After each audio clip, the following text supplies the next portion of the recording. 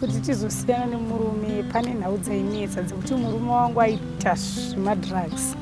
Napazuva unowana kana $15. Unotomusangana naye munhu anotokubvara kutoti anotosiya atoita utorienda asina kukupa mari yako. The program, BishuDiaries, features explicit language and mature content that may not be suitable for all audiences. Viewer discretion is advised. BishuDiaries is the name of the program. We welcome you viewers. Tichikumbira kana pane vanyarikani kana vari pasi pemakore 18 vambosuduruka nekuti dzimwe nyaya dzatine chikurukura panapa munogona kuzopedzisira makunyarikana. Kwandiri kunoku nhasi tine hanzvadzi yangu yandinayo. Makasimba here vatete? Tiripo. Makadii? Handiri. Tinokuchingamidzai pachirongwa BishuDiaries. Panapa tinotaura nyaya dzakasiyana-siyana nema-sex workers. Asi donzo riri kuti mugone kuwana ma-well-wishers anokubatsirai, vanova ma-viewers edu akatarisa pano paPahasha TV, nema-well-wishers akasiyana-siyana vanenge vachitarisa kuti tigone kubatsira nekusimudzira kuvandudza upenyu hwe-the girl child. Sister, zviri sei sei? Right. Andida iona kutsuwa. Oh, all right. Saka tingati mungasunungu here kumbotaura unhoroondo kuti muzopinda musex work chii chachaitika. Munoratidza kuti muri wechidiki. Makore mune mangani makore? 23. Saka muchiri mudiki. Zvakafamba sei vanzvadzi? Maybe in short. Short tongoti ndandiri mumarriage. Mberi ndabva ndazosiya marriage yangu, ndabva ndazosiyana nemurume wangu.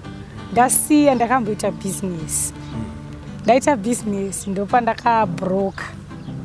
Ndisisina mari yekuti nditange futi business. Makabroka sei? Chii chakaitika? Chakaitika kuti ndibroke ndechekuti mari yanga ndatangisa business yanga iri shoma ende ndopaibva mari yezvese. Alright. Exactly. Saka zvakaita kuti ndibroke. Boy, ndabva ndabroka. Ndopa ndakazonziwa nefriend yangu. Ngatitei izvi. Unoona kuti sei? Kuita mari. Ndopa ndakazvitangawo. But tingati komurume hamuna kumbotra here kumboyananiswa nehama dzemurume? Chii chachaitika kuti muzosiyana nemurume? Kuti tizosiyana nemurume pane nhau dzainetsa dzekuti murume wangu aita zvemadrugs, aitora zvinodhaka. Takatombotraya kuyananiswa. Takatomborambana kekutanga, takazorambana futi kechitu. Akakatowa kechitu, kekutanga takamboyananiswa, kechitu hapana wakazomboda kuti sei kuyananisa because vanhu vaingoti munhu iwe kuramba kusiya zvemadrugs, saka hapana chatingagone kuti sei kuitawo. Alright. Saka tingati mazotanga izve sex work.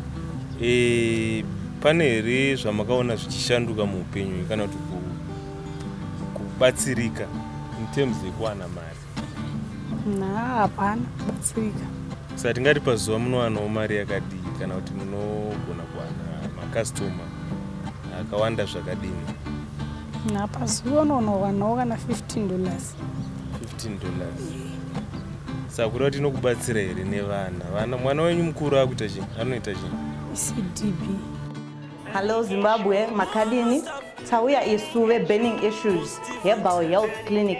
Tinobatsira ma-problems epabonde. So tine drink redu ratinaro iri rinonzi Power Tools energy drink.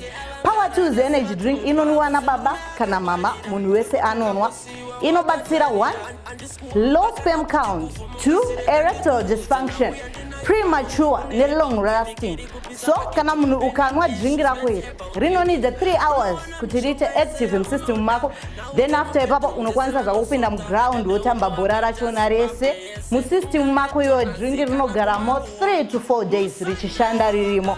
So tenga Power Tools yako nhasi, inoita only $1 chete kadrinki kanonaka aka.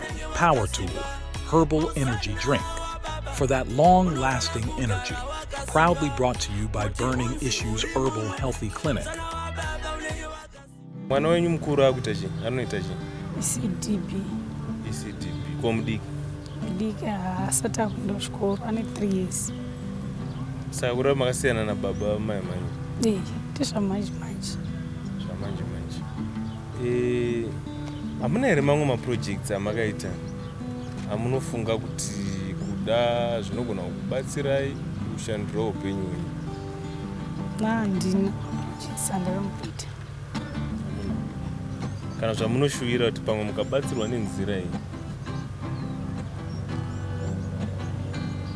zvamunofunga imimi kuti muzuva ranhasi ndikapiwa start ndogona kuita project yakati? Ndogona kuita hairdressing. Alright. Saka makastoma matipinde mazotanga izvo masiyana nemurume anditi. Macustomers munomachaja mari kana kuri kuitwa basa re6? Short time kana kuti night. Short time $5, night $15. Kuna nama takuigire natural herbs yenyu munoshandisa pabonde. Tine mamwe anoti tapi ekuti ukashandisa baba kana wanga chida kubuda chida kuenda kubhora apachina kwawachaenda. Unongoona vakungotenderetera vari mumba. Tine mamwe zvakare ekuti baba vakati mwiri wako hausikudziya. Tinawo anonzi kuti property. Aya ekuti ukashandisa iwe mai mwiri wako unenge watova magetsi chaiwo. Tibatei panhamba dziri pascreen apo munzozvisere. Saka namuchiti night munhu anenge airara usiku padira. Anenge arara aiwa kwete padira katinolimitawo. Anotarisira kuita Ka2 uchisvikawo time zvobva zvakwana. Ko hapambo here vamwe vanenge vadya mishonga yemisana ingotaurwa mazuva ano ana muchemedza mbuya anani? Vanombouya. Vakauya vakadaro tinodetsana. Haaite zvinoenda mberi bhozi hafanira kuita nguva yakapfurikidza kana kuti adya mushonga wake. Ko vemashort time ava vanenge vachicharjiwa zvakadii? 5 mari short time. $5. Ko maminitsi mangana anotarisira? 5 minutes. Ko hapamboitero anopfurikidza? Anopfurikidza anobhadhara, anowedzera imwe mari zvichienderana nekupfurikidza kwaaita. Saka hamumbotorwi here kumbobuda kana kuti mumwe anoti handikupati out of Harare kana mamwe makastoma anenge atapirirwa aya anenge akuti auda kutokupersonaliza here?